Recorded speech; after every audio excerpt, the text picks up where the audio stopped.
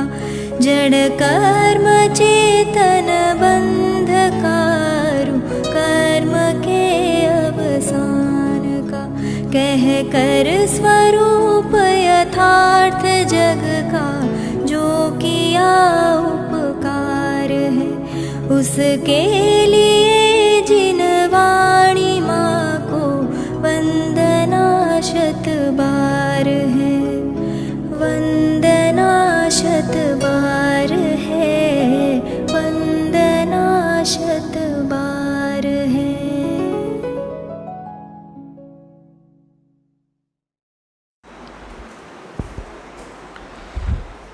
ओम नमः सदेभ्यः ओम नमः सदेभ्यः ओम नमः सदेभ्यः।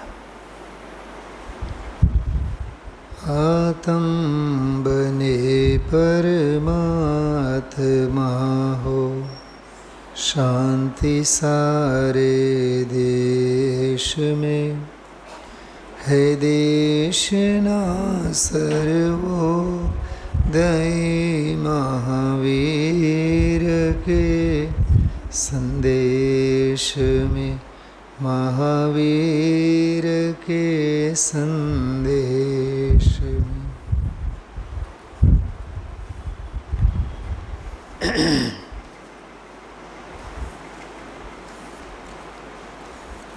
એકત્રીસમી ગાથાથી સમયસારની પરાકાષ્ઠા હવે પ્રારંભ થાય છે। આપ સૌનું ધ્યાન ગયું હોય 30મી ગાથા 29મી ગાથા અને 30 નંબરની ગાથા માંડ 1-2 મિનિટ માટે ગાથા પાઠ સાથે ગુરુદેવશ્રીએ વાંચીને, કેમ કે એની ટીકા પણ કોઈ બહુ લાંબી છે નહીં, તરત જ 30મી ગાથા પછી કળશ 2 આવ્યા એક નગરના વર્ણનના સંદર્ભમાં અને જિનેન્દ્ર ભગવંતોના સ્વરૂપના સંદર્ભમાં। કેમ કે 2 ગાથાઓ છે 29 અને 30। એ 29મી ગાથામાં એના પહેલાં જે 28, 27 આ બધી ગાથાઓમાં વાત કરી હતી, તું નય વિભાગને જાણતો નથી। આત્મસિદ્ધિને જે મેં યાદ કરું છું, તમને ખ્યાલ આવશે કે એમાં જે 6 પદ છે આત્મસિદ્ધિમાં, 6 પદોમાં આત્મા છે તે નિત્ય છે, એમાં જે પહેલો જ બોલ આત્મા છે એમ કીધું જ્ઞાનીએ, પણ શિષ્યને પ્રશ્ન ઊભો થાય છે અને શિષ્યના પૂર્વ પક્ષ એટલે શિષ્યના કુતર્કો, નાસ્તિક કહો અથવા અપ્રતિબુદ્ધ કહો, એને માટે 4 દોહરાઓ છે કિરીટભાઈ, 45, 46, 47, 48, જે એમ માનવા જ તૈયાર નથી કે આત્મા છે અને એ કુતર્કો કરે છે। અને એ જે કુતર્કો કરે છે બિલકુલ એવું જ લાગે આમાં જે આવ્યું ને 28મી 27મી ગાથામાં, 27મી ગાથામાં કે ભાઈ અમે તો દેહ અને આત્માને એક જ માની। એટલે આમાંથી હું મર્મની વાત કહેવા માગું છું, કૃપાળુ દેવના હાથમાં સમયસાર આવેલું એ તો આપણને સૌને ખબર છે। અને સૌથી પહેલાં સમયસારની છપાઈ પ્રકાશન અગાસથી જ થયું, ત્યારે 1001 પ્રતિઓ છપાયેલા કે 500 છપાયેલા, જેટલા પણ છપાયેલા, તો અગાસના સંસ્થાના કાર્યકર્તાઓને, ત્યાંના વ્યવસ્થાપકોને એક ચિંતા થઈ કે હવે આટલા બધા આપણે ગ્રંથો છપાયેલા છીએ, વાંચશે કોણ? કેમ કે સમયસાર તો કંઈ સમાજમાં કોઈને કંઈ ખબર જ નથી. ત્યાં સુધી હજી ગુરુદેવશ્રીના હાથમાં સમયસાર આવેલું નહોતું. દિગંબરમાં સમજો કે ગુરુદેવશ્રીનું ત્યારે અસ્તિત્વ નહોતું, એમ સમજો. કેમ કે એ તો સંપ્રદાયમાં હતા અને એ સંપ્રદાયમાં જ્યારે સ્વામીજી હતા ત્યારે જ આ સમયસાર ગ્રંથો તો છપાણું હતું આગાસમાં, શ્રીમદજીની હાજરીમાં, એમના માર્ગદર્શન હેઠળ. તો ચિંતા કરનારા બધા વ્યવસ્થાપકોને કૃપાળુદેવે, સ્વાતિબેન, કૃપાળુદેવે એવું કીધું, આવતા 100 વર્ષમાં કોઈ ક રાશિના જન્મ રાશિવાળા કોઈ એવો જીવ મહાભાગ્ય પાકશે અને એ આ સમયસારનો સ્વાધ્યાય કરશે. બિલકુલ બનેલી ઘટના છે અને કહેલી વાત છે. શ્રીમદજીના શ્રીમુખેથી, કૃપાળુદેવના શ્રીમુખેથી કહેલી વાત. અને પછી કાલાંતરે સુવર્ણપુરી સોનગઢમાં 1935થી જ મંડાણા પરિવર્તન, આ તે બધી ઘટનાઓ બની. 1938-39થી સ્વાધ્યાયનો ક્રમ શરૂ થયો. 3 વર્ષ તો સ્ટાર ઓફ ઇન્ડિયામાં ગુરુદેવશ્રી રહ્યા. ધીમે ધીમે અઠવાડિયામાં 1 વાર 2 વાર વાંચન કરતા, ધીમે 4 વાર 5 વાર એવો ક્રમ ચાલુ થયો.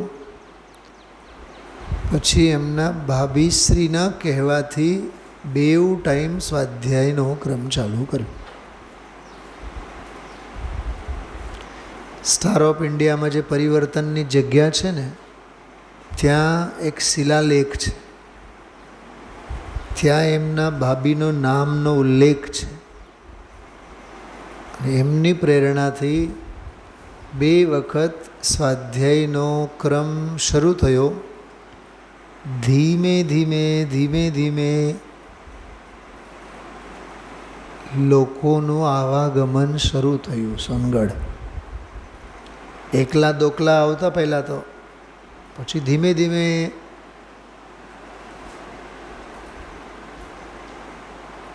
વિછિયાથી, વડિયાથી દર શનિવાર રવિવાર વગેરે બસો ભરીને સ્થાનકવાસી અને શ્વેતાંબરો બધા આવતા થયા. દિગંબરો તો હતા જ ક્યાં, હશે તો 2-4 છે. અને શ્વેતાંબરો કે સ્થાનકવાસીઓ એ માત્ર માટે આવતા થયા કે આ સ્થાનકવાસીના સંપ્રદાયમાં મહા મોટા સ્થાને વિરાજતા એને એવું શું સૂઝ્યું કે મોહ પત્તીનો ત્યાગ કર્યો, પરિવર્તન કેમ કર્યું. તો એ આશ્ચર્યકારી ઘટનાને જોવા માટે આવતા. અને એમાંના જે મહાપાત્ર મહાભાગ્યશાળી હતા એ ગુરુદેવશ્રીની આંગળી પકડીને ધીમે ધીમે સ્થાપિત થતા ગયા, વસતા થયા, ગુરુદેવશ્રી પ્રત્યે શ્રદ્ધા ધરાવતા થયા. અને વિરોધી જે હતા એ તો વિરોધના ઝંડા લઈને ઊભા રહ્યા. પરિવર્તન પછી 1938-39 પછી સ્વાધ્યાય ભવનની જ્યારે સ્થાપના થઈ બસ સમજો નહીં કે 1940 એટલે 60 અને આ 26 તો 86 વર્ષ પહેલાં 85 વર્ષ પહેલાંનો આખો આ સ્વાધ્યાયનો દોર શરૂ થયો સ્વાધ્યાય ભવનમાં. એમાંય શરૂઆતમાં તો 2 વખત સ્વાધ્યાય લેતા, પછી ધીમે ધીમે સમાજમાં વિરોધ વંટોળ બહુ ઊભો થતો ગયો બધાયમાં, સ્થાનકવાસી, શ્વેતાંબરો, દિગંબરો તો બહુ ઝાઝા જ, કે અમારા દિગંબરમાં વળી પાછા કોણ આવ્યા. મેં જોયું છે એક માનસિકતા, આપણે અહીંયા આપણામાં દાન દેવું હોય તો આપણને હોશ હોય, પણ બીજેથી ક્યાંય પંચકલ્યાણકો માટે અને બીજેથી કોઈ આયતનોના નિર્માણ માટેના વ્યવસ્થાપકો ત્યાંથી દાન માટે આવ્યા હોય તો કેટલાયના મોડું બગડી જતા હોય છે. મને નામ ખબર છે. ગણધરની ગાદીની મર્યાદા છે એટલે હું બોલતો નથી, નામ જોગ કહી શકીશ. પોતાનાથી ન થતું હોય તો શું કામ કરવું જોઈએ, હાથ ફેલાવવા માટે શા માટે આવવું જોઈએ. પહેલાં તો એવાય 2-3 જણા આપણે ત્યાં હતા કહું છું એટલે સમજી ગયા, એ વયા ગયા. એમને તો રીતસર ખીજ ચડે, હાલીને આવે છે, પછી એમાં કોઈ દાતાર તરીકે આપે ને તો એનાથી નારાજ થઈ જાય. તમારે તો આપણી ઘરે જ આપણામાં જ વાપરવું જોઈએ, બીજે ન આપવું જોઈએ. અરે ત્યાગની ભાવના અને દાનની ભાવના માટે કોઈ ક્ષેત્રના બંધાણી હોય. અચ્છા, સિમંદર ભગવાન જે વિદેહમાં છે એ જ સોનગઢમાં છે અને એ જ આપણા અહીંયા રાજકોટમાં છે. અને ભારતભરના જ શું, લંડન, અમેરિકા, વિદેશમાં ગમે ત્યાં જ્યાં પણ વિરાજેલા જિનબિંબ છે એ તો વીતરાગી સર્વજ્ઞ જિનબિંબ તો એક જ છે ને. સ્વાધ્યાય ભવન તો સ્વાધ્યાય ભવન જ છે ને, ધર્માયતન તો ધર્માયતન જ છે ને, પ્રભાવના તો પ્રભાવના જ છે ને. ખ્યાલમાં આવ્યું? વરસાદ છે ને, વરસાદ ફળદ્રુપ જમીન પર પડે થાય તો દેશનું ભલું થાય, સમાજનું ભલું થાય, ગરીબોનું ભલું થાય, અન્ન મળે, અન્ન પાકે. પણ એ વન વગડામાં જો વરસાદ થાય તો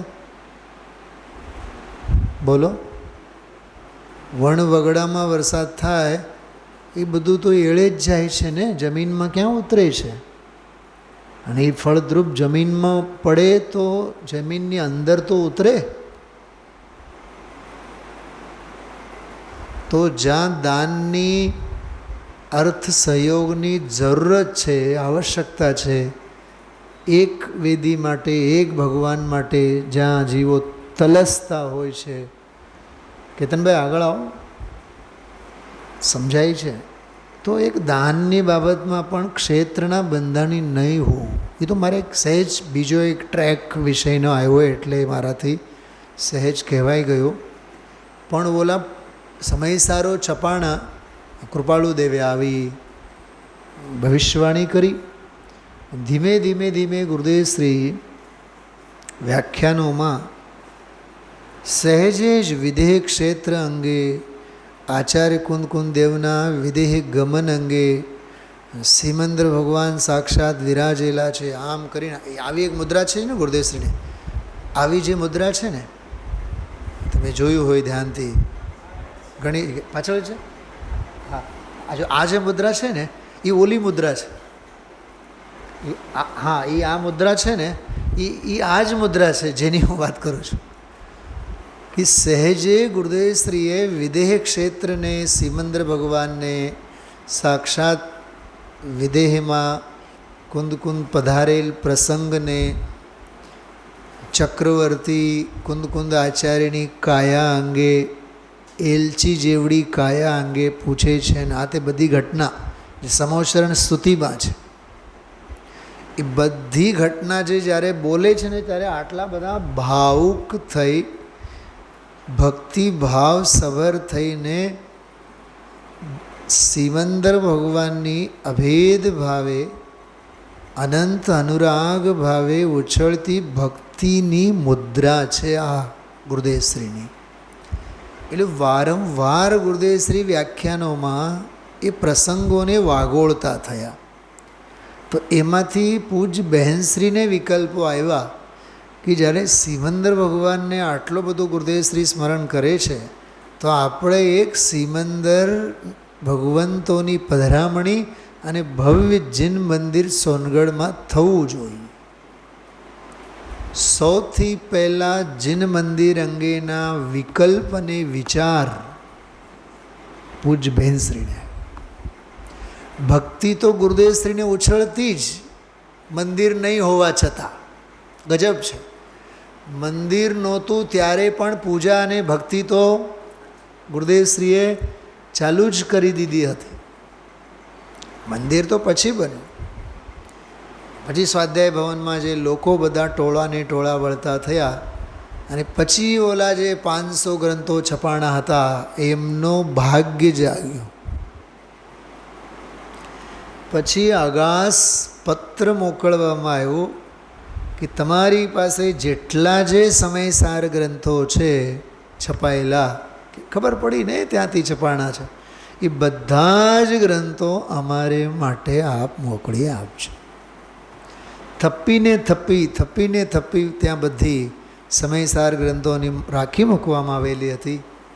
જો સાતિશે જીનવાણી હોય છે તો એના વાચક પણ મળી જ રહે છે. અને ત્યારે 500 સમયસાર મળ્યા. આજે કમસે કમ 5 લાખ સમયસાર નહીં, 50 લાખ સમયસાર ઘરે ઘરે પહોંચી ગયા છે. મારી પાસે જ 2-3 છે. એક અહીંયા છે, એક અહીંયા છે, એક અહીંયા મારી પાસે. તમે વિચાર કરો, જ્યાં નજર નાખો ત્યાં સમયસાર.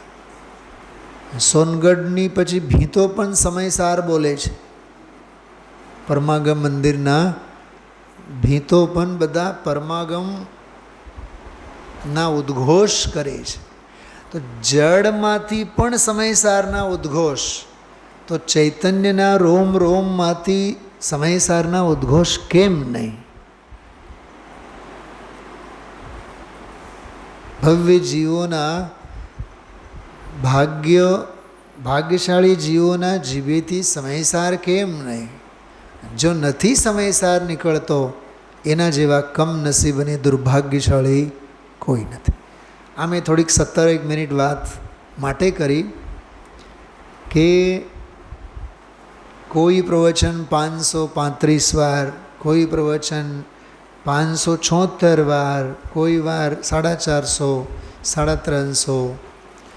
આજના પ્રવચનની એક વિશેષતા છે, 2 જ મિનિટમાં 2 ગાથા પૂરી થઈ ગઈ. મેં જોયું ઘડિયાળમાં, 2 જ મિનિટમાં. કેમ કે એમાં કહેવા જેવું કંઈ ખાસ હતું નહીં. કેમ કહેવા જેવું કાંઈ ખાસ હતું નહીં? કેમ કે 29મી ગાથા એટલી જ હતી, પણ નિશ્ચય એ નથી યોગ્ય એ નહીં દેહ ગુણ કેવળી તના. કેમ કે પરમાર્થે જે તીર્થંકરના ગુણોની સ્તુતિ કરવામાં આવે છે એ દેહના ગુણો નથી, અને દેહાશ્રિત જે સ્તવન કરવામાં આવે છે એ આત્માના જનેન્દ્ર ભગવંતોના ગુણો નથી. જે કેવળી ગુણને સ્તવે, પરમાર્થ કેવળી તે સ્તવે. આ બહુ રહસ્યવાળી પંક્તિ છે, બહુ રહસ્યમયી છે. તમને પહેલી નજરે આમાં કંઈ જ નહીં સમજાય. હું પોતે 4 વખત એને વાંચું ત્યારે મને કંઈક ટપો પડ્યો. મને જે રીતે સમજાણું હું એનો અર્થ કરું છું, સાંભળો. જે કેવળી ગુણને સ્તવે, પહેલાં ફરીથી પહેલી પંક્તિ જુઓ. પણ નિશ્ચયે નથી યોગ્ય. ટૂંકમાં નિશ્ચયથી એ સ્તુતિ નથી. કઈ દેહ ગુણ કેવળી તણા. ટૂંકમાં દેહાશ્રિત તમારા છત્ર છે અને ચામર છે અને પરમોદારિક દેહ છે, શાંત મુદ્રા છે, નાસાગ્ર દ્રષ્ટિ છે. બોલો, નાસાગ્ર દ્રષ્ટિ આત્માની કે દેહની? બોલો. પદ્માસન તમારો, તો પદ્માસન દેહનો કે આત્માનો? ઓહો, બાહુબલી ઊભા ને ઊભા, ઊભા ઊભા એ આત્મા કે દેહ? જો હું આપણું અજ્ઞાન સમજાવું છું તમને, દુનિયાનું નહીં. દુનિયાનું દુનિયા જાણે, પણ આપણે એમાં બધા મોહાય છે. ઓહો, 18 ફીટ ભગવાન. આત્મા 18 ફીટ કે દેહ 18 ફીટ? બાહુબલી કેટલા? 45 શું છે? 45 ફૂટના, 40 ફૂટના, 41 ફૂટના બાહુબલી ભગવાન.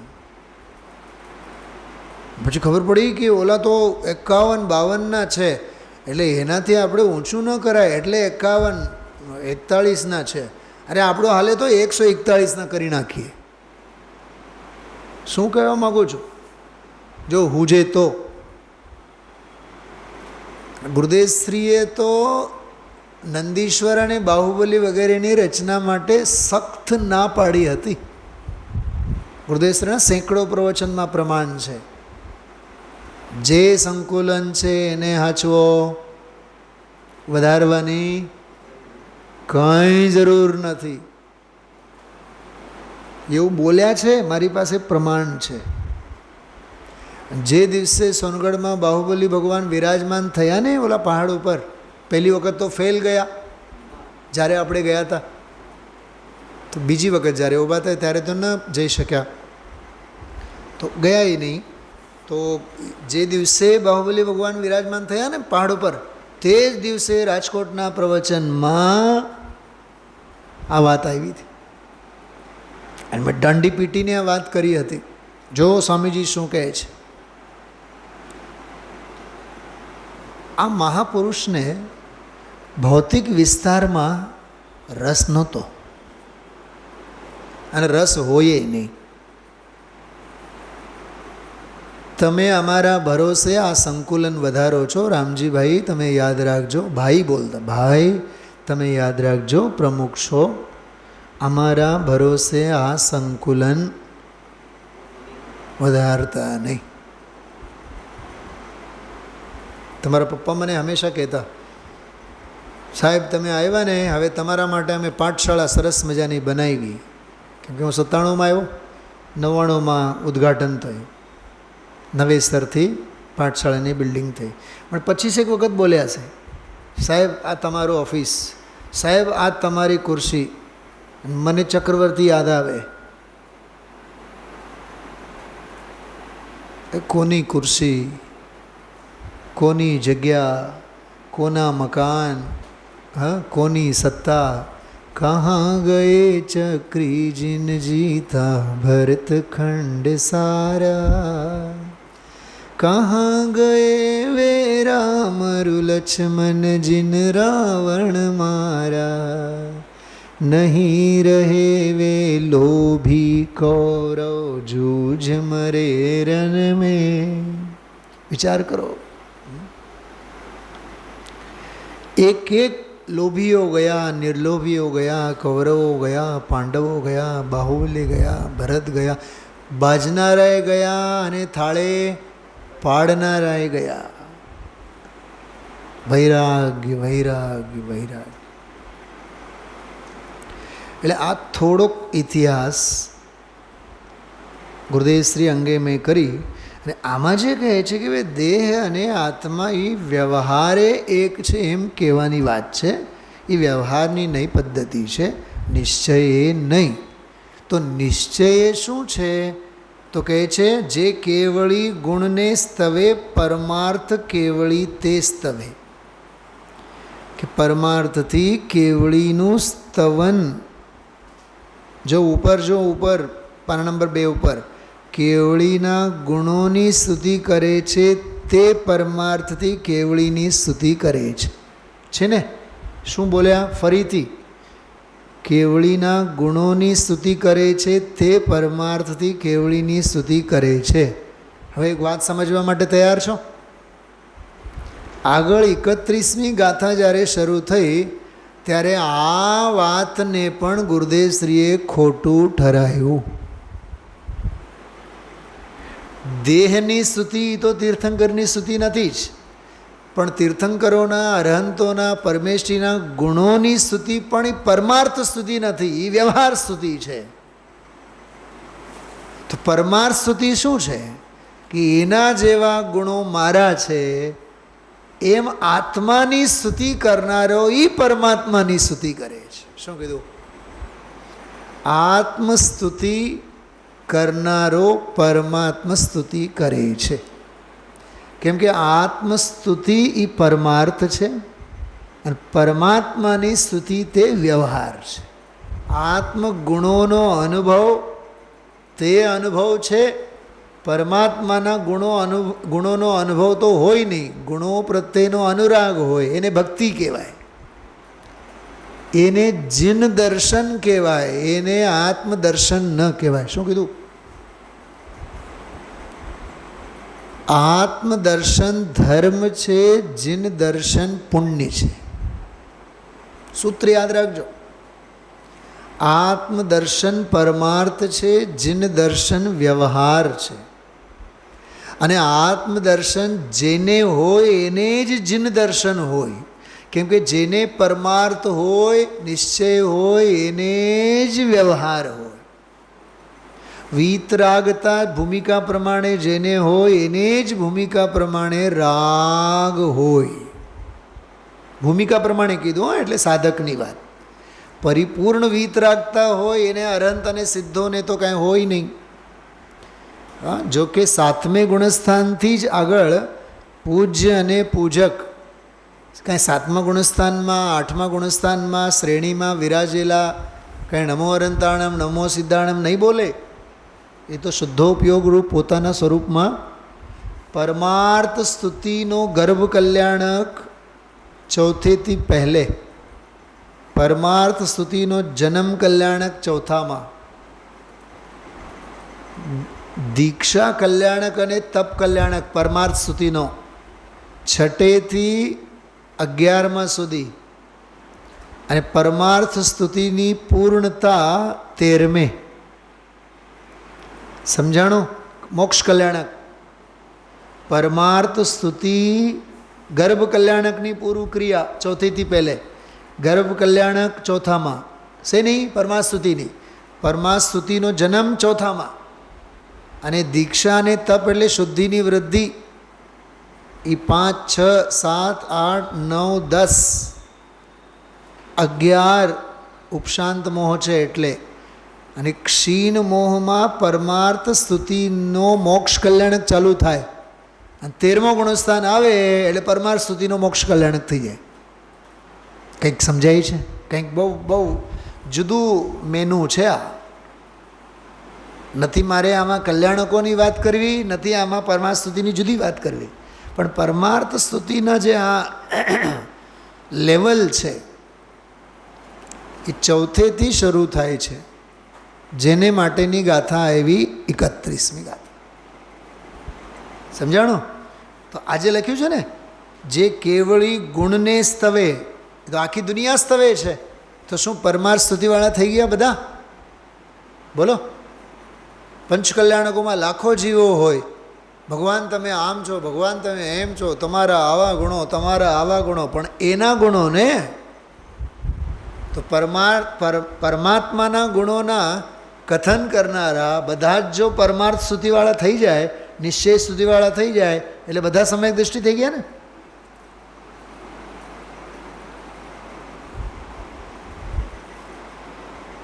સાંભળો હજી. દેહ અને આત્માનું જે સ્તવન કરે, દેહ અને જિનેન્દ્ર ગુણોના પરમાત્માનું સ્તવન કરે, એ તો વ્યવહાર. ખરેખર વ્યવહાર તો પરમાત્માના ગુણોનું સ્તવન કરે. એ તો ઓલું કયો વ્યવહાર? એ વ્યવહારનો વ્યવહાર. શું કીધું? હાળાનો હાળો, સાળીની સાળી. સમજાય છે? કજીનનો કજીન.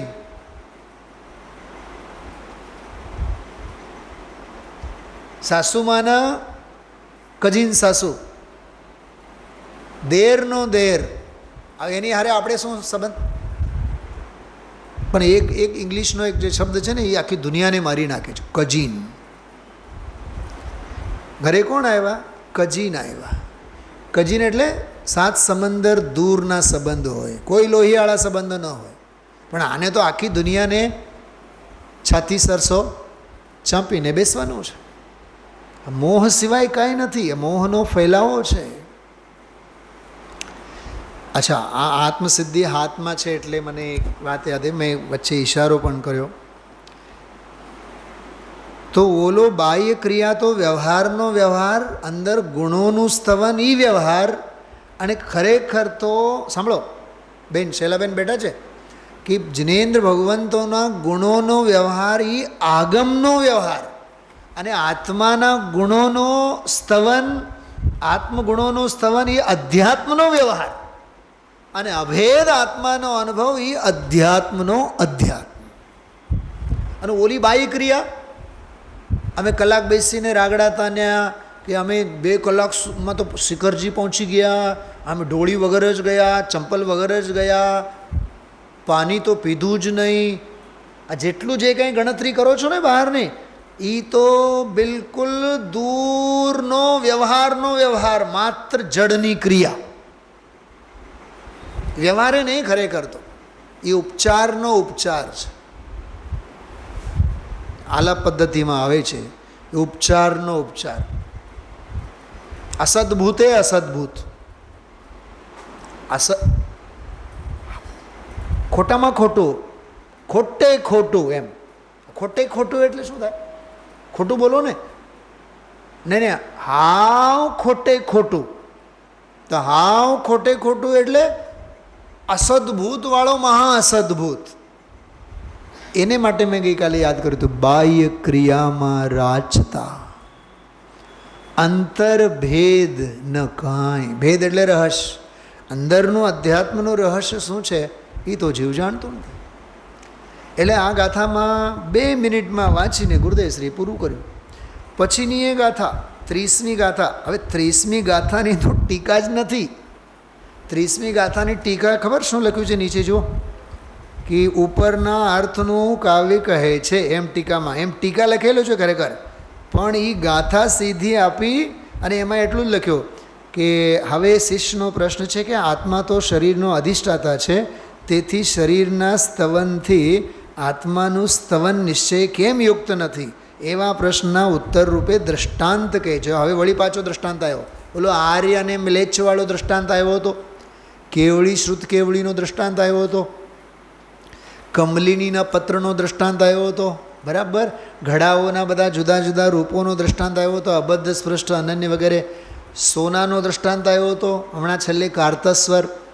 એમ આમાં એક દૃષ્ટાંત આપે છે, વર્ણન કરે નગરી તણું, નહીં થાય વર્ણન ભૂપનું. તમે શહેરનું વર્ણન કરવાથી કંઈ નગર રાજાનું વર્ણન થાય? ભૂપ એટલે ભાવનગરનું વર્ણન કરવાથી ભાવસિંહજીનું વખાણ થાય? સાંભળજો, કીધે શરીર ગુણની સ્તુતિ નહીં સ્તવન કેવળી ગુણનું. તો શરીરની સ્તુતિ કરવાથી કંઈ કેવળીના ગુણોનું સ્તવન નથી થતું. ઓકે, આગળ વધીએ. હવે 25 અને 26 આ 2 શ્લોકોમાં ફેર શું જો. 30મી ગાથા આ તો પૂરી થઈ ગઈ. હવે 25મો શ્લોક, પ્રાકાર કવલિતાંબર મુપવન રાજી નિગીર્ણ ભૂમિતલમ પિબતી વહિનગરમિદમ પરિખાવલયન પાતાલમ. ઠીક, આ નગર એવું છે કે જેણે કોટ વડે આકાશના ગ્રસ્યું છે. જો સાંભળો, મારી તરફ જો. આકાશની વાત કરીને કોટ ક્યાં આંબે છે? આકાશને, એટલે એટલી ઊંચાઈ. તમે જોજો હા શું કહેવા માગે છે. ઊંચાઈને માપી લીધું, અર્થાત તેનો ગઢ બહુ ઊંચો છે. બગીચાઓની પંક્તિઓથી ભૂમિ તળને ગળ્યું છે.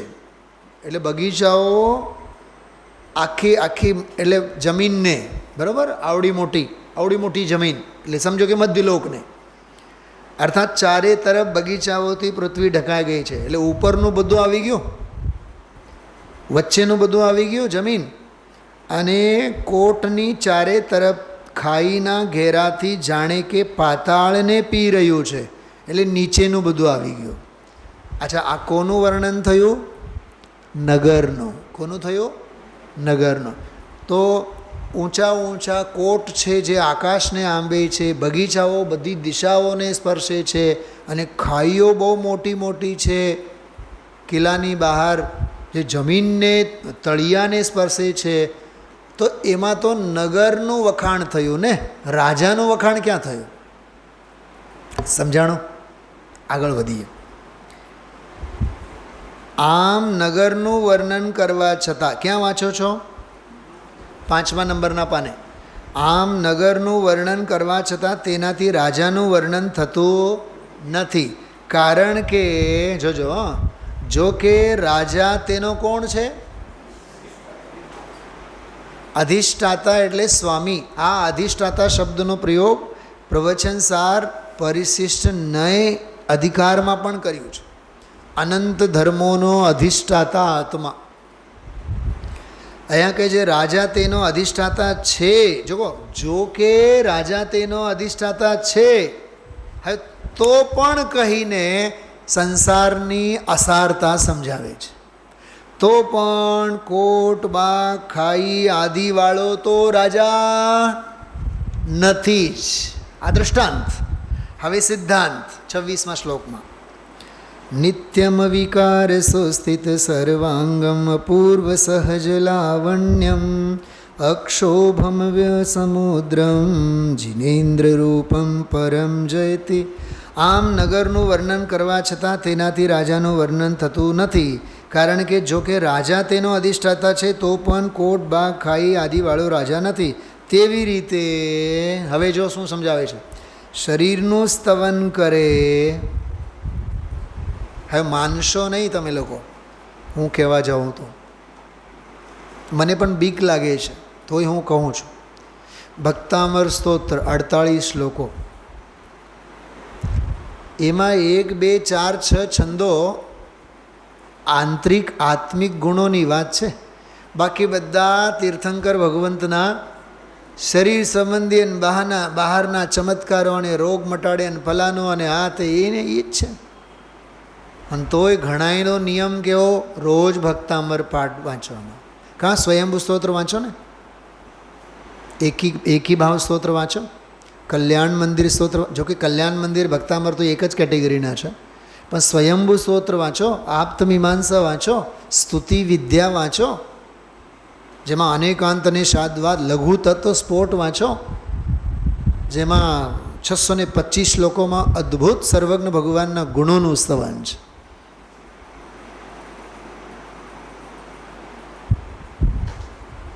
એટલે સ્તુતિ અને ભક્તિના નામે પણ આપણું લેવલ ક્યાં છે એ વિચાર કરો. આપણી જ વાત કરું છું, દુનિયાની વાત નથી કરતો. આજે હું સ્વયંભૂ સ્તોત્રની કોઈ વાત કરું, જરાય મગજમાં નહીં આવે. ભક્તામર હમણાં બોલતો થાઉં એટલે તરત જ બધાએ ગાતા થઈ જાય. અમને ભક્તામર આવડે છે, પણ છે શું એમાં? હા, શરીરનું અને ઓલી ચમત્કારવાળી વાર્તા. 48 ઓરડીમાં બંધ હતા, એક એક સ્તુતિ લખતા ગયા, એક એક તાળા તૂટતા ગયા. ચમત્કારિકવાળી સ્ટોરીઓ ગમે છે. વિચાર કરો, જૈન જગત ક્યાં ઊભું છે? કહેવાતા જૈનો ક્યાં? આજે ગુરુદેવશ્રી જૈનની વ્યાખ્યા કરી, એની તોલે આપણે ક્યાંય નથી આવતા, જેની વ્યાખ્યા ગુરુદેવશ્રી સમજાવી છે. તેવી રીતે શરીરનું સ્તવન કરે, તીર્થંકરનું સ્તવન થતું નથી, તેનો પણ શ્લોક છે. બરાબર? હવે આનો હું સીધો અર્થ વાંચું છું. શ્લોકાર્થ. જિનેન્દ્રનું રૂપ ઉત્કૃષ્ટપણે જયવંત વર્તે છે. આ તો આપણે બોલીએ છીએ ને, જય જિનેન્દ્ર બોલીએ છીએ ને એકબીજાને. ઈચ્છા જિનેન્દ્ર રૂપમ પરમ જયતિ. બરાબર? કેવું છે તે? જેમાં સર્વ અંગ હંમેશા અવિકાર. કેવા છે? બધા અંગો અવિકાર છે, નિર્વિકાર છે, વીતરાગી છે, અને સુસ્થિત, સારી રીતે સુખરૂપ સ્થિત છે. કેતનભાઈ કેવા? હાથ પે હાથ ધરે છે. આવી તો આપણી સ્તુતિઓ. ચરણ કમલ જિનવર કહે ઘૂમા સબ સંસાર. મને બધા આમાં ક્યાં ભગવાનની આત્માની સ્તુતિ આવી? હસ્તયુગલ જિનવર કહે. તો શું જોઈ રહ્યા છીએ આપણે? હસ્તયુગલને. હસ્તયુગલ જિનવર કહે પરકા કરતા હોય. ઠીક, પછી આગળ બોલો. હા, માટે હે જિનેન્દ્ર ભગવાન તમે હાથ ઉપર હાથ મૂકીને બેઠા છો. આત્માની વાત કરો, હાથ પગની વાત નહીં કરો. આપણી જાતને બોલવાનું. હા, નયન યુગલ જિનવર કહે દેખા સબ સંસાર. ઠીક, ચલો એ તો વાત સમજાય છે. પછી નાસાગ્ર દૃષ્ટિના અહોભાવ. આત્મામાં ક્યાં આંખ છે અને ક્યાં નાસાગ્રપણું છે બતાવો? તો આખી ભક્તિમાં કોના ગુણગાન છે? જિનેન્દ્ર ભગવાનના. શરીરના, આંખના, કાનના, નાકના, એના જ તો છે ને. અંગ અંગ ના જાય એવા ને. અને અંગ તો દેહ છે, જડ છે. તો એમાં વીતરાગતા અને સર્વજ્ઞતાના ગુણોનો તો ખ્યાલ જ નથી હોતો. અહીંયા તો એનાથી આગળની વાત કરે છે. અરે જો સર્વજ્ઞતા અને વીતરાગતા ગુણોનો પણ ખ્યાલ હશે તો એ સર્વજ્ઞતા અને વીતરાગતા કોક ભગવાનના, તારા ક્યાં? એટલે એ શુભ ભાવરૂપ વ્યવહાર. ઓલી તો ક્રિયા, પરમાર્થ તો અંદર છે તારામાં. જો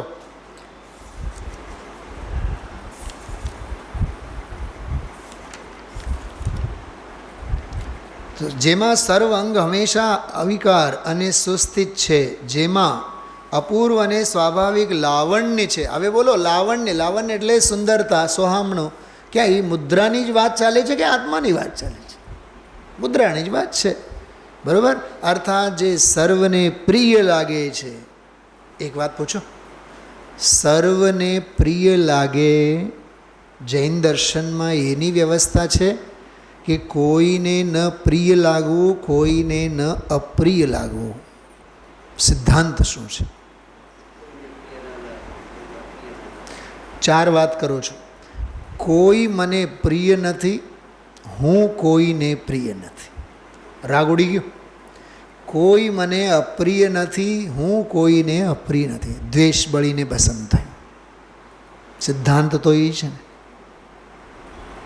બોલો. અચ્છા, સિમંદર ભગવાન, ભગવાન જે વિરાજમાન છે બધા પંચબાલે તીરત્નત્રય, એ ભગવંતોને જગતમાં કોઈ પ્રત્યે રાગ અને દ્વેષ? કોઈ જગતમાં એમને માટે વાલા, શત્રુ અથવા મિત્ર નથી ને? અચ્છા, ઠીક. હવે એને દિનના રાત પૂજા અર્ચના અને આરાધના કરનારા આપણે, આપણા માટે જગતમાં કેટલા મિત્રો, કેટલા શત્રુઓ, કેટલા વાલા, કેટલા દૂરના, કેટલા સ્નેહી, કેટલા સ્વજનો. તો વ્યવહારે પણ જીનના જીનાનુયાયી કહેવા લાયકની પાત્રતામાં પાત્રતા અંગે વિચારવા જેવી છે. મારા આરાધ્ય દેવને જગતમાં કોઈ પ્રત્યે પ્રિય અપ્રિયપણું નથી, તો 24 કલાક જિનેન્દ્ર ભગવંતોના ગુણગાન કરનારને મને કેમ રાગ અને દ્વેષ, પ્રિય અને અપ્રિય જગત પ્રત્યે? એટલે ત્યાં વીતરાગતાનું ડુંગર અને અહીંયા શ્રાવકની પરિણતિમાં રાગ અને દ્વેષના બધા ઉછાળો. તો ક્યાંય બંધ બેસતું જ નથી ને. તો વ્યવહારે પણ સ્તુતિને પાત્ર અને સ્તુતિને લાયક હજી પાત્રતા ક્યાં કેળવી છે આપણે, એમ વિચારવું આને આધારે. બરાબર. આગળ, અર્થાત જે સર્વને પ્રિય લાગે છે અને જે સમુદ્રની જેમ ક્ષોભ રહી છે, ચળાચળ નથી. આમ શરીરનું સ્તવન કરવા છતાં તેનાથી તીર્થંકર કેવળી પુરુષનું સ્તવન થતું નથી. કારણ કે જો કે તીર્થંકર કેવળી પુરુષને શરીરનું અધિષ્ઠાતાપણું છે, તો પણ સુસ્થિત સર્વાંગપણું, લાવણ્ય આદિ આત્માના ગુણ નહીં હોવાથી તીર્થંકર કેવળી પુરુષને તે ગુણોનો અભાવ છે. કેવું ગજબનું ભેદ જ્ઞાન. અચ્છા, બીજી વાત, આ સ્તુતિઓના બહાને પણ નિશ્ચય સ્તુતિ અને વ્યવહાર સ્તુતિના બહાને પણ આચાર્ય દેવ આપણને જીવ અને અજીવનું ભેદ જ્ઞાન કરાવે છે. પરમ દિવસે મેં ભેદ જ્ઞાનના બધા 4-5 પ્રકારો બતાવ્યા હતા. આ જીવ અને જડનું ભેદ જ્ઞાન છે. મને 3-4 દિવસથી એક વાક્ય મગજમાં બહુ ફરે છે, પણ સ્વાધ્યાય વખતે ભૂલાઈ જાય છે. આખો દિવસે યાદ હોય. સ્વાધ્યાયમાં અહીંયા બેઠો હું ત્યારે પણ મને એ મગજમાં આવતું જ હોય. પંડિત ટોડરમલજીએ પ્રયોજનભૂત અને અપ્રયોજનભૂત પદાર્થના પ્રકરણમાં 4થા અધ્યાયમાં એક સરસ મજાનું વાક્ય લખેલું છે. સૌ પ્રથમ દુઃખ દૂર કરવા માટે આપા પરનું જ્ઞાન હોવું જોઈએ. બોલો તો એકવાર. સૌ પ્રથમ દુઃખ દૂર કરવા માટે આપા પરનું જ્ઞાન હોવું જોઈએ. ગુજરાતીમાં એવું લખેલું છે. કેવું? સૌ પ્રથમ આપ અને પરનું જ્ઞાન હોવું જોઈએ. આપ નહીં, આપા પરનું. આપ અને આપા. આપ એટલે સ્વ, આપા એટલે સ્વમાં સ્વપણું. આપા પરનું જ્ઞાન હોવું જોઈએ. સમજાણું? કેવું સરસ વાક્ય છે. સર્વપ્રથમ દુઃખ દૂર કરવા માટે આપા પરનું જ્ઞાન હોવું જોઈએ. તો ભેદ વિજ્ઞાનની વાત, તો આ આખું પ્રકરણ પણ ભેદ વિજ્ઞાનની જ છે. અને ભેદ વિજ્ઞાનના સંદર્ભમાં જ આપણે આ બધું વાંચીએ. હવે 31મી ગાથા આજે ગુરુદેવશ્રીએ બહુ વહેલી તકે ચાલુ કરી અને આખું આ જીવ અને અજીવ અંગે ભેદ જ્ઞાનનું ઇન્દ્રિય શબ્દના 3 અર્થ સમજાવતા ગયા. કેટલું તમે જુઓ, લગભગ 8-10 પાના ભરીને આજના પ્રવચન 31મી ગાથા ઉપર આવ્યો. આવતીકાલે પણ 31મી ગાથા હજી આવશે, કેમ કે બહુ સરસ આની લાંબી ટીકા છે. એટલે આજના પ્રવચનમાં જે ગુરુદેવશ્રીએ ખાસ 31મી ગાથા અંગે વાત કરી છે, હું એ વિશે કાલે લઈશ. કાલે જ સાથે આપણે સળંગમાં લેશું. પણ એક 2-3 બાબતો ખાસ આમાંથી ગુરુદેવશ્રીના પ્રવચનમાંથી કહેવાનું મન છે. તમે ઝડપથી પાનું કાઢો, 9 નંબરનું પાનું નીચે જુઓ. આ મુદ્દાની રકમ અહીંથી શરૂ થાય છે. સમજવા જેવું છે. આ મુદ્દાની રકમ અહીંથી શરૂ થાય છે. એટલે 31મી ગાથા છે. જીવ કોને કહેવો, અને જીવમાં જે જણાય પર ચીજ એ બધી અજીવ છે. આ જીવની અપેક્ષાએ બધા, શું કીધું? આ તો હું આખી ઘણી વાર, આ જીવ નથી તો અજીવ છે. આ જીવની અપેક્ષાએ બધા અજીવ. ભગવાન અજીવ. આહા, ભગવાનની વાણી અજીવ. અને હમણાં હું શ્રુત પંચમીના દિવસે એમ બોલું, આ જે ષટખંડાગમ વિરાજેલ છે એ ભગવાનની વાણી, પુષ્પદાન ભૂતબલીની વાણી, દર્શનાચાર્યની વાણી અજીવ છે. એમ હું શ્રુત પંચમીના દિવસે બોલું, ભીડ ભેગી થઈ હોય તો 4-5-6 જણા તો વારો કાઢવા માટે ઊભા જ હોય. અજીવ કહેવાય? કહેવાય કે નહીં કહેવાય ખબર નથી, પણ છે તો ખરી. જો ભગવાનની વાણી અજીવ. અરે પંચ પરમેષ્ઠી, બોલો બોલો, પંચ પરમેષ્ઠી આ જીવ નહીં માટે અજીવ. અને જ્ઞાનમાં જણાય છે માટે જ્ઞેય. પણ યાદ રાખો, પરજ્ઞેય, સ્વજ્ઞેય નહીં. બરાબર? એટલે શંકર જ્ઞેય જ્ઞાયક શંકર દોષ. એ દોષો શું હોય છે એના અંગે મારે તમને ખાસ વિશેષ પ્રકરણ પહેલાં કાલે ખોલવું છે. ચલો, એક બે વૈરાગ્યના પ્રસંગો બહુ સરસ આવ્યા હતા. ઓલો જ્ઞાન સાગરવાળી વાત, એ એક વાત સમજવા માટે હતી. જો એક કરુણા જો ગુરુદેવશ્રીની, પાન નંબર 12, બાપુ ઉપરથી 4-5 મિનિટ. અનાદર માટે નથી ભાઈ, કોઈનો તિરસ્કાર માટે નથી. આ વાત વસ્તુનું સ્વરૂપ જ આવું છે, ત્યાં શું થાય? સર્વજ્ઞ પરમેશ્વર જનેશ્વર દેવે ઇન્દ્રો અને ગણધરોની વચમાં કહી તે આ વાત છે. બહુ સરસ આ બોલ તો જુઓ તમે. હા, એક અદ્ભુત વૈરાગ્યનો એક બોલ આવ્યો છે, એ થોડું વાંચું છું. પાનું 14 કાઢો. ઇન્દ્રભાઈ, શાસ્ત્ર છે તમારી પાસે? ઇન્દ્રભાઈ છે શાસ્ત્ર?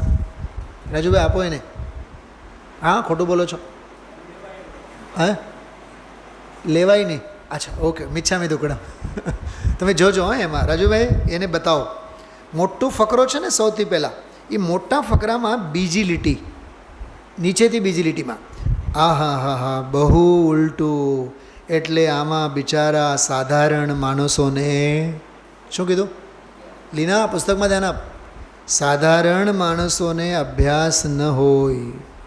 જોજો, અભ્યાસ ન હોય, થોડું કલાક સાંભળવા જાય ત્યાં જે મળે એ જય નારાયણ. મારે તો આ વાંચવી નહોતી, મારે તો આના પછીનો ફકરો વાંચવો છે. અરે રે, આવો વખત મળ્યો મનુષ્યપણો. ઇન્દ્રભાઈ એક પ્રશ્ન પૂછો, મનુષ્યપણું ક્યારથી મળ્યું છે આપણને?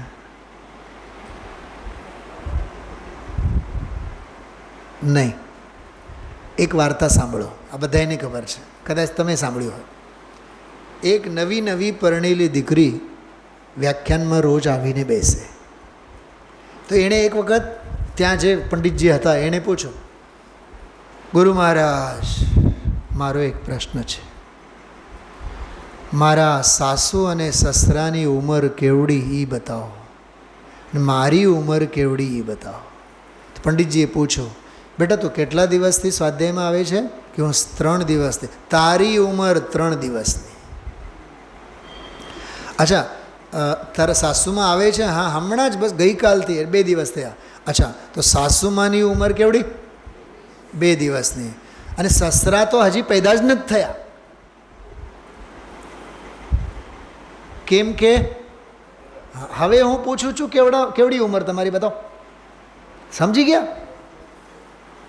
જે દિવસે ઉઠમણું થયું, હા, તે દિવસથી મનુષ્યપણું મળ્યું આપણને. આ વાત કાને પડે તો જ મનુષ્યપણું સાર્થક છે.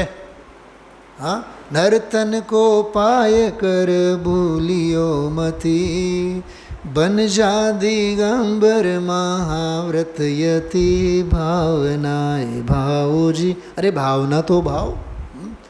ખ્યાલમાં આવ્યું? અરે રે, આવો વખત મળ્યો મનુષ્યપણું. દુર્લભ જેનું મનુષ્યપણું છે, અનંતે કાળે મળે. જો હવે જેના 50 વર્ષ ગયા, જેના 60 વર્ષ ગયા, જેના 70 વર્ષ ગયા, હવે લંગડતા લંગડતા છેલ્લે 4-6 મહિના માટે આવે અને વયા જાય. તમે બોલો, મનુષ્યભાવ મળ્યું કે નહીં? હું તો એમ પૂછું, મનુષ્યભાવ તો અનંત મળ્યું, અનંત વાર મળ્યું, પણ જૈનપણું મળ્યું હતું પણ બધું વેડફી નાખ્યું. ઘરે ઘરે આવા ઘાટ છે, યાદ રાખજો. અનંતે કાળે મળે એ દુર્લભ શેના માટે? વાહ, એ દુર્લભ શેના માટે? રળવા માટે અને ભોગ માટે છે. જો શું ગુરુદેવ શું કહે છે, જોજો. એ કાંઈ રળવા માટે અને ભોગ માટે છે દુર્લભ? એમ એ તો રળે જ છે, ભોગ તો ભોગવે જ છે. એ પોપટભાઈ, ચમનભાઈ, આ રળવા માટે દુર્લભ હશે? આ તો આત્માનું કરવા માટે દુર્લભ છે. એ બધા વેપારમાં ઘૂંચી ગયેલા કપૂરભાઈ કહે છે એને કે વેપાર ધંધા છાતીએ લગાડીને સાથે લઈ જજો. કેટરર્સવાળા સાહેબ, છાતી સરસો ચાંપીને એને સાથે લઈ જજો. જો એ લઈ જવાની વ્યવસ્થા હોય તો. કરવાનું જ, બોલો બોલો, આ બોલો, બાકી બોલો બધાય. કરવાનું છે એ કરતા નથી તો પછી ક્યારે કરશે? આવા 2-3 હજી પ્રકરણો છે, પણ કાલે આપણે લેશું. અને કાલની સાથે આમાં આત્મસિદ્ધિનો મેં ઈશારો તમને કર્યું છે. 4 જે બોલ છે ને, દોહા, એ માનતો જ નથી એ આત્મા છે. પછી 10 દોહરાઓમાં જવાબ આપ્યા છે. સવાલ 4 દોહરામાં અને 10 દોહરામાં જવાબ. એટલે આ બિલકુલ આનો જ નિચોડ છે. શ્રીમદજીએ આનો જ સાર એમાં કાઢીને મૂક્યું છે. વાંચજો, આત્મસિદ્ધિ આપ સૌને ખ્યાલમાં છે. ઓમ નમઃ સિદ્ધિભ્ય.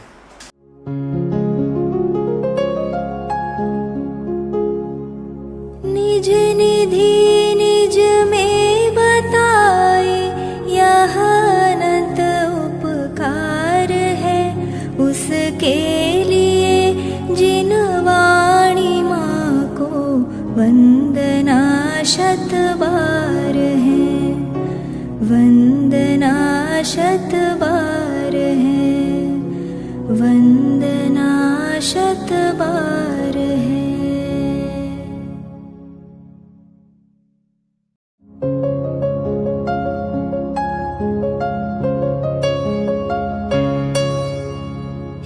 जिनवाणी भारती तो ही जपो दिन रैन। जो तेरी शरणा गहे सू पावे सुख चैन। जावाणी के ज्ञान ते सूझे लोकालोक। सोवाणी मस्तक नवो सदा देत हो ढोक, सदा देत हो